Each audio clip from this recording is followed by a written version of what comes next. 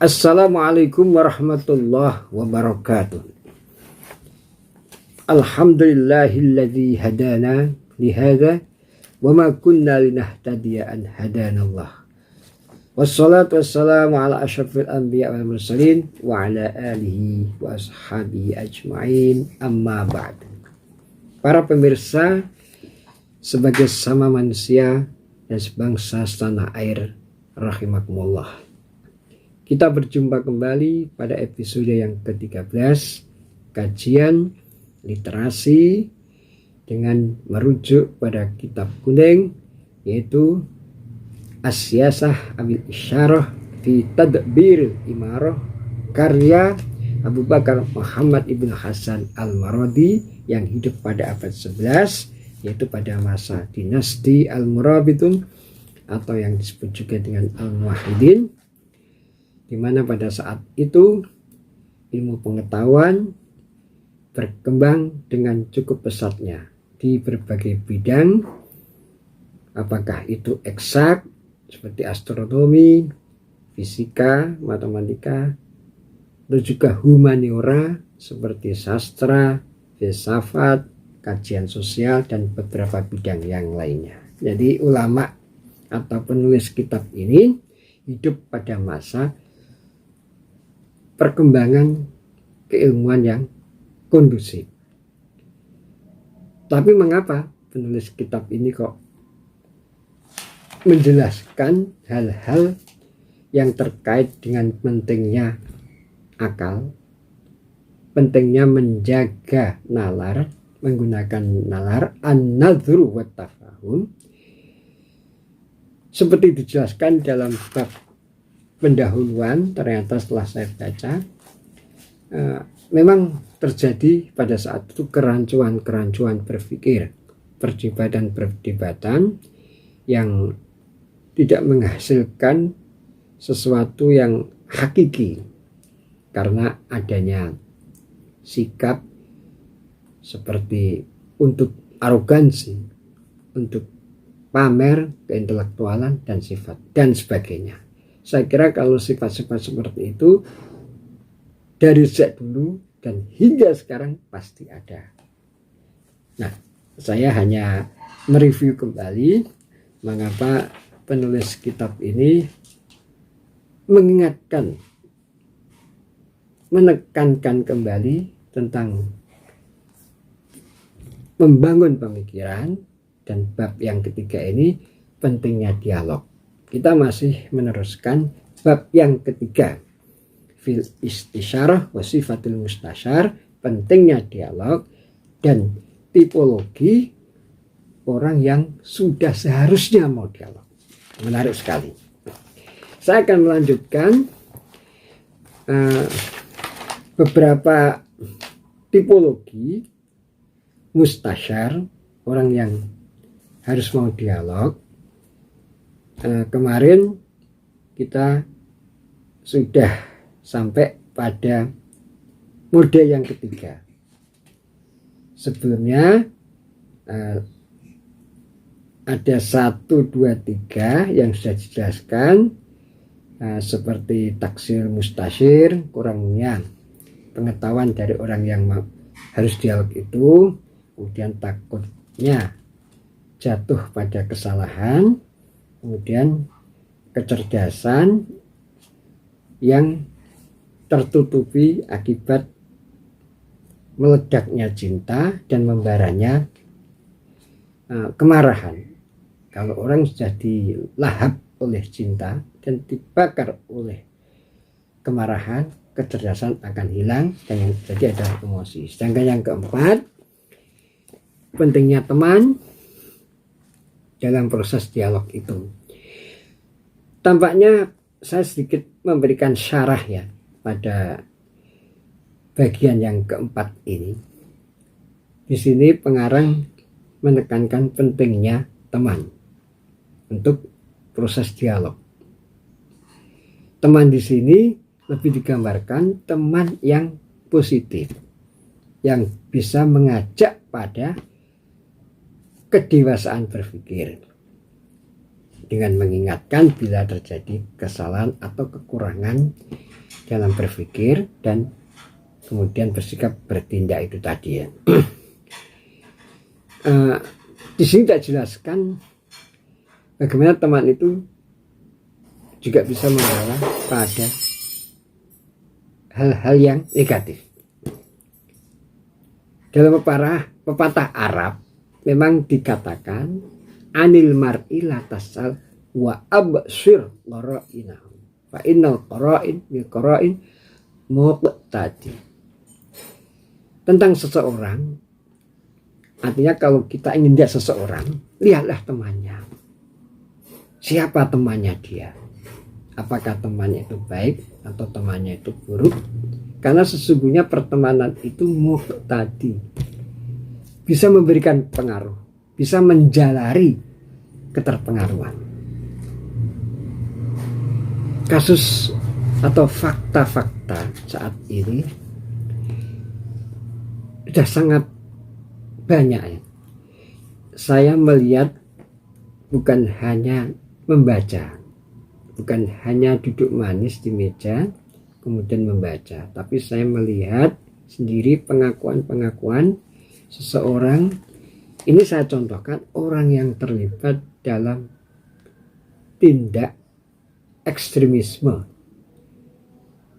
banyak karena pengaruh temannya yang tadinya dia tidak punya pikiran untuk melakukan hal yang melampaui batas tersebut, tapi karena pertemanan itu justru membawa dia pada tindakan dan sikap seperti itu ya. Ini menjadi buah simalakama atau bagai pedang bermata dua. Kalau di sini dikatakan bahwa rubbama kana fil fi'li syarikan aw alaihi mu'inan, artinya teman itu bisa bersekutu memberikan pertolongan. Cuman perlu disarahi bahwa teman juga bisa membawa pada hal seperti itu yang sifatnya muhlikat, fasad, dan membawa pada hal-hal yang negatif. Kalau kita baca dalam tulisan pengarang ini, ya memang benar bahwa teman itu perlu menjadi partner, bagian dari proses untuk mendialogkan diri kita dengan yang lian, tidak menutup diri. Kita perlu punya teman, dan teman itu yang memang membawa pencerahan, yang membawa inspirasi, bukan malah membungkam pikiran atau malah mematikan pikiran.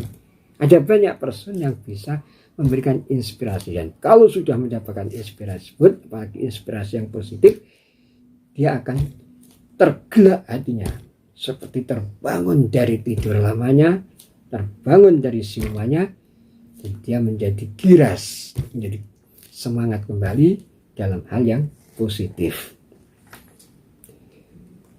Kemudian juga dalam proses dialog itu, seperti dikatakan kemarin, tidak boleh adanya maksud tujuan lil iftikhar, untuk pamer sombong-sombongan, untuk menunjukkan arogansinya, untuk mengadu argumentasinya dengan tujuan menjatuhkan lawan. Sebelumnya dikatakan juga dalam kalimat ini, al-jahru la yaqbalu min nusuhai wan naqis la yash'aru bi nuqsihi.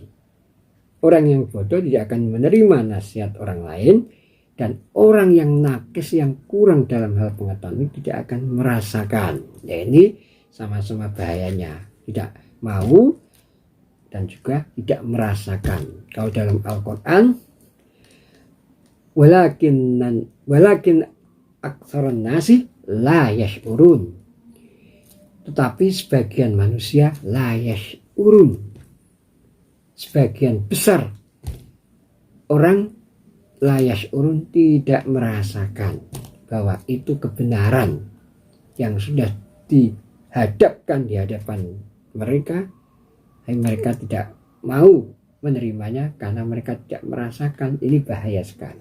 Ini sudah diingatkan juga oleh penulis kitab ini, proses dari dialog akan terhalang karena kebodohan dan nakis.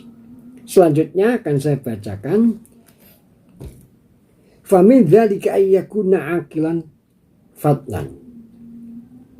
Orang yang bebas dari hal-hal yang bisa menghalangi hasil dialog dengan baik dan sehat. Pertama, ayyakuna aqilan fadlan.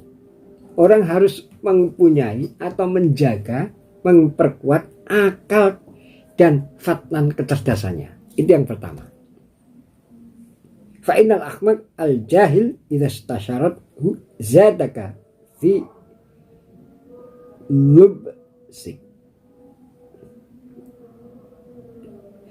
Orang yang ahmak al-jahil, ini istilah yang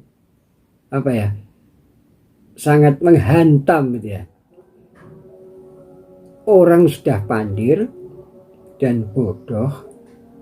Bahasa lainnya ada istilah jahil murakab, bodoh yang berlipat ganda. Sudah bodoh berlipat, dikatakan di sini,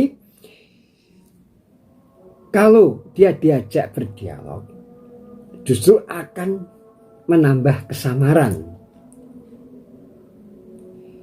Arti lainnya atau maksud lebih lanjut dari pemahaman ini, kalau orang tidak menggunakan akal dan kecerdasannya, dia menjadi orang yang ahmak al-jahil, bodoh dan pandir itu,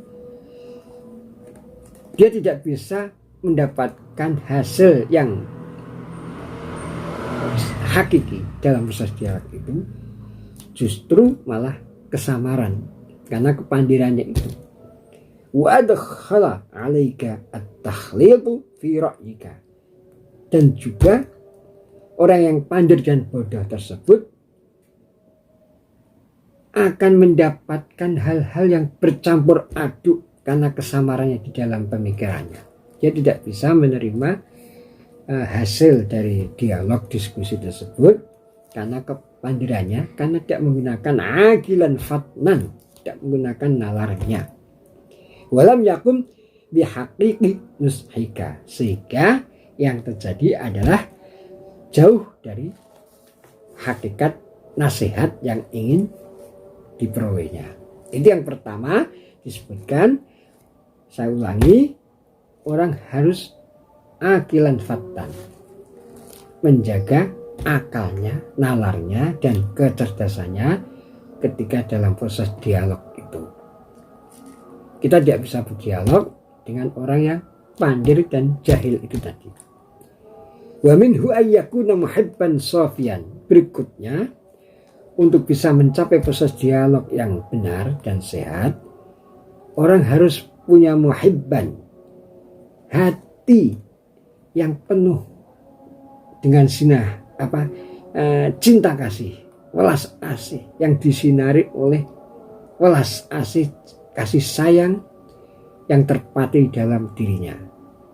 Dan juga sofian, jiwanya, hatinya harus bersih dari segala sifat-sifat yang tidak terpuji, seperti dengki, sombong, sum'ah, ingin dikenal, dipuja, riak, pamer, dendam kesumat, dan sebagainya. Jadi yang berikutnya adalah harus mempunyai sifat muhibban sofian. Ini berkait dengan hati. Kalau yang awal tadi aqilan fatnan dengan nalar, yang berikutnya ini adalah hati, kondisi hati yang bersih, penuh cinta kasih. Fa innahu idza kana kadzalik aminat min ghasyi. orang yang tipologi seperti ini mempunyai sifat muhibban sofian, bersih dan penuh cinta kasih itu, ketika terjadi proses dialog maka akan terbebas dari segala hijab atau gulita atau yang menutupi apa yang menjadi proses dialognya itu. Jadi dialog akan menghasilkan sesuatu yang terang benderang bagi orang yang tipikal seperti ini atau sifat-sifat yang dimiliki orang yang seperti ini. Wasdada laka min fi nuskhihi, dan orang akan bersungguh-sungguh dalam mendapatkan nasihat dalam proses dialog tersebut. Wa nadhar fi amrika bi jama'i ajza'i qalbihi, dan orang yang mempunyai sifat muhibban sofian itu akan bisa mengekspresikan sepenuh hatinya,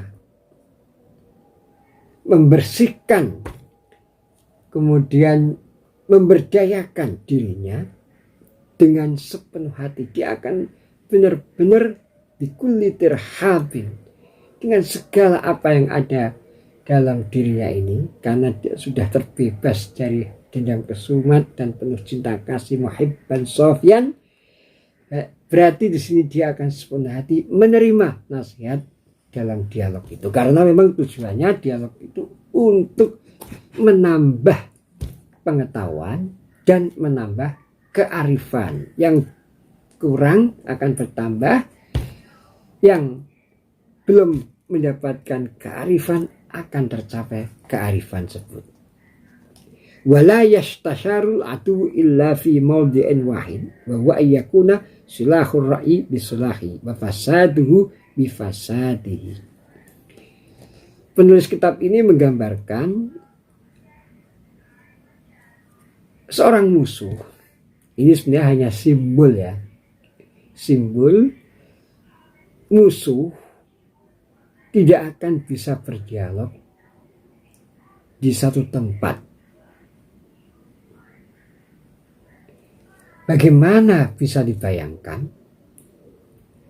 musuh yang menjadi simbolisme dari ketertutupan hati, kerusakan hati, kekotoran jiwa, akan menghasilkan kesohihan, kelurusan dari cara pandang untuk mendapatkan kebaikan. Justru sebaliknya, simbolisme musuh ini yang digambarkan dalam proses dialog karena dia tidak memiliki sifat muhibban sofian akan mendatangkan kerusakan. Kedua ini yakunani fi safinatil masalam yastashiru ahaduhuma asani fi silahya wa najatiyah min halakiyah. Bagaimana mungkin ketika dua orang musuh sama-sama berada dalam satu tempat, misalnya di sini gambarkan fi safinatil masalan, dalam sebuah perahu dua orang musuh itu bertemu kemudian untuk berdiskusi, berdialog. Apakah mungkin itu akan menghasilkan dia bisa selamat atau dia bisa hancur? Hanya itu dua, hanya opsi itu ya, hancur atau selamat. Karena memang dua ini, dua musuh itu sudah terpatri dalam pikiran dan hatinya, khususnya hatinya, tidak lagi ada rasa cinta, kasih sayang, welas asih muhibban, dan juga tidak ada lagi sofian, bersih dari amarah, benci, dengki, dan dendam kesumat. Bagaimana dua musuh yang mempunyai sifat seperti itu akan bisa tercapai dialog yang benar, akan menghasilkan jalan keluar yang benar? Justru hanya ada dua hal atau opsi, yang salah satunya bisa memenangkan proses pertarungannya dengan si musuh itu dengan cara apapun, dan yang satunya akan celaka. Jadi istilahnya kill or to be killed, membunuh atau dibunuh dalam bahasa militernya ya. Barangkali seperti itu. Nah, ini tentu saja tidak akan terjadi proses dialog yang benar. Wahtarza ayyakuna fi 'uqba irsyadihi syai'un yakhussuka bi fasadihi. Dan bagaimana mungkin dari kenyataan dua musuh tersebut sama-sama akan mendapatkan irsyad atau sesuatu yang bisa membawa pada kedekatan terhadap kebenaran, solusinya capaian yang positif, konstruktif. Bagaimana mungkin itu bisa akan tercapai? Sebaliknya, syai'un yahussuka bifasadi, akan menghasilkan sesuatu yang secara khusus akan membawa kerusakan. Nah, para pemirsa, dari tahap keempat yang sudah kita bahas sebelumnya dan barusan kita bahas, sekali lagi sini akan saya ingatkan secara singkat ya. Orang untuk mencapai dialog yang sehat dan menghasilkan sesuatu yang bermanfaat, harus akilan fatnan. Ini urusan akal, nalar. Dia harus mencurahkan nalarnya dan kecerdasannya. Kemudian ayyakuna muhibban safian. Ini berurusan dengan hati, kondisi hati, yaitu orang yang diliputi, dirasuki dengan cinta kasih, welas asih, dan juga sofian, bersih dari segala sifat-sifat yang mendistorsi dirinya seperti keangkuhan, amarah dan sebagainya. Nah, dua sikap ini yang harus dimiliki dalam proses dialog yang benar. Kalau tidak ada hal seperti ini, dialog justru akan menghasilkan apa yang disebut sekarang ini backfire effect, akan justru melahirkan semakin mendaku pada kebenaran. Sekarang kita bisa melihat bagaimana kelompok-kelompok tertentu di masyarakat kita yang backfire effect, yang masih nekat, udah buta pikir, buta hati, memperjuangkan ideologi yang tidak sesuai dengan ideologi bangsa kita. Para ulama, para pendiri bangsa ini sudah sepakat kalimatun sawa, common platform Pancasila sebagai dasar negara kita, ideologi kita yang memayungi segala perbedaan yang ada. Karena masyarakat kita beraneka, berbineka dengan segala yang kita tahu semua itu ya, kebinekaan itu, sehingga ada Pancasila yang bisa mempersatukan kebinekaan itu. Kalau tidak, kita bisa bayangkan. Nah, sekarang ini masih ada saja kelompok yang sudah dibubarkan, tapi masih memperjuangkan hal seperti itu, masih mempengaruhi masyarakat. Barusan ada viral video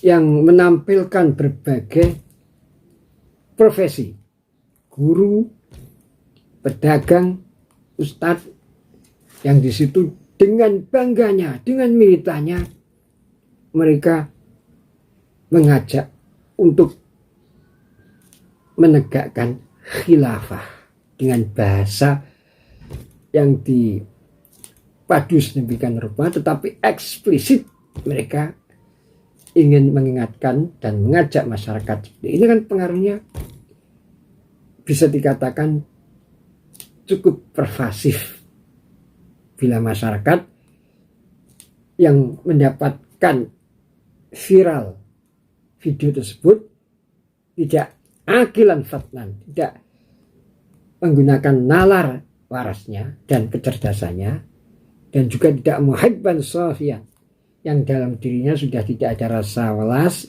kecintaan, kesantunan, dan kebersihan dirinya dari segala bentuk emosi. Ini kan aneh sekali, sudah dibubarkan tetapi masih memperjuangkan seperti itu. Ini yang perlu kita waspadai, dan kita berikhtiar untuk terus menggunakan nalar waras kita, dan juga segala hal yang sudah menjadi kesepakatan bersama bahwa kita hidup di masyarakat yang berbineka dan sudah selesai apa yang sudah disepakati oleh para founding fathers kita. Kita sekarang hanya berjuang untuk kemakmuran, keadilan, kenyamanan bagi rakyat, dan negeri kita terus memperjuangkan itu melalui penguatan mental, kemudian mengembangkan infrastruktur yang dibutuhkan dalam rangka kesejahteraan. Hanya itu yang kita perjuangkan. Jangan sampai kita seperti negara yang lain yang konflik. Kita jauh melihat misalnya Yugoslavia yang setelah hancur kemudian etnis saling berperang, Serbia dan Kosovo atau apa itu saling berperang, saling bunuh-bunuhan dan sebagainya. Belum lagi Timur Tengah dari Syria, Irak, dan terakhir Afghanistan, kita lihat masih terjadi pertumpahan pikir seperti itu. Sekali lagi mari kita kembali ke akal waras kita, dan mari kita kembali pada kebersihan diri kita. Terakhir saya sampaikan satu ayat dalam Al-Quran. Lau kunna nasma'u aw naqilu ma kunna fi ashabis sa'ir. Digambarkan orang-orang yang masuk dalam neraka sa'ir kelak. Mereka menyesal. Andai kata saya dulu mau mendengarkan dan mau menggunakan akal kita, maka kita akan tidak seperti ini keadaannya. Ini menunjukkan bahwa nalar kita harus tetap dijaga.